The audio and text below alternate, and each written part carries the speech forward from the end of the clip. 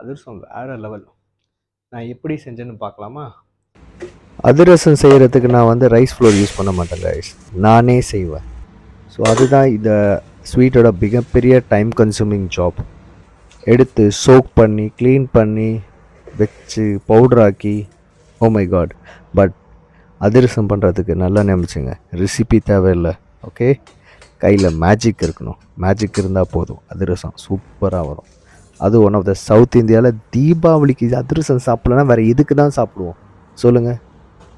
அதுவும் அதிரசம் முறுக்கு, அதுதான் தீபாவளியோட ஹைலைட்டு. ட்ரெஸ்ஸு பட்டாசு அடுத்த விஷயம்.